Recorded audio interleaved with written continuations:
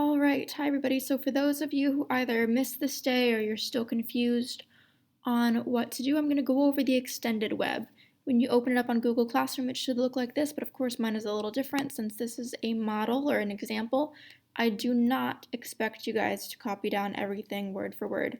Unlike the annotating a prompt, ours should not match for the extended web. I'm just giving you my example for what I'm going to write for my essay, but I want you guys to fill it in with your reasons, your examples, your details for your main idea for your essay. Totally different stuff.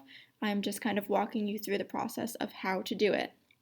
So the very first thing that we have at the top is planning, and we have our reasons right here. So our reasons 1, 2, 3, if you guys remember the prompt, what is the one thing you'd like to change about the world and how are you going to bring about the change? Our reasons would be the how are you going to do it, our 1, 2, 3 ways or steps on how we're going to make our change happen. So although there's not really a place to put it, my big thing that I wanted to change was the diversity and inclusivity in schools. My 3 ways of making that happen would be to create safe spaces for the LGBTQ plus community. My second thing that I would do to make it happen would be to read books by authors of diverse or different backgrounds. And then my third thing that I would do to make it happen would be to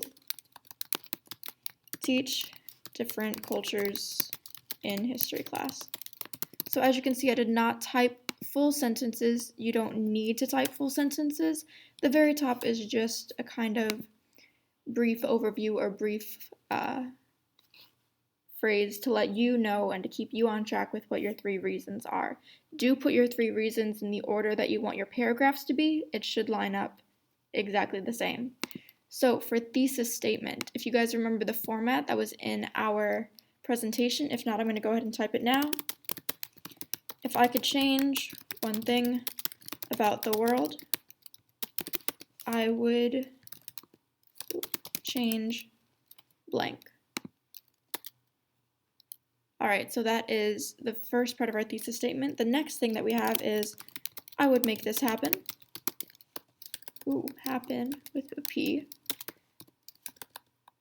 by doing 1, 2,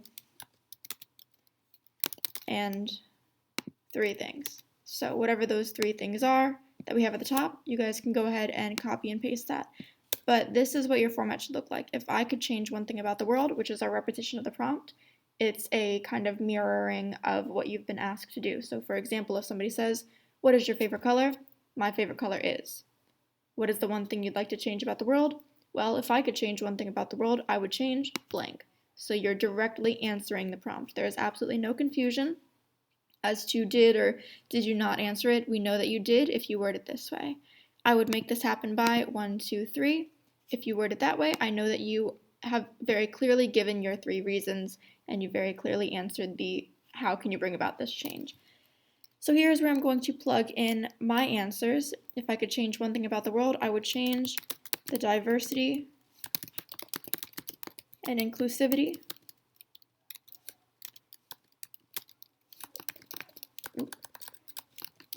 represented in schools. This is my main idea. This is my big answer to that big question. If you guys remember from our annotating a prompt, this would be our number 1. I would make this happen by, and I can go ahead and kind of put it into a sentence format or a format that works for this now, by creating safe spaces for the LGBTQ plus community. That's my number 1 for my reasons. Number 2, reading books by authors of different backgrounds. And then my third thing would be to and teaching different cultures in history class. I'm going to say in teaching about.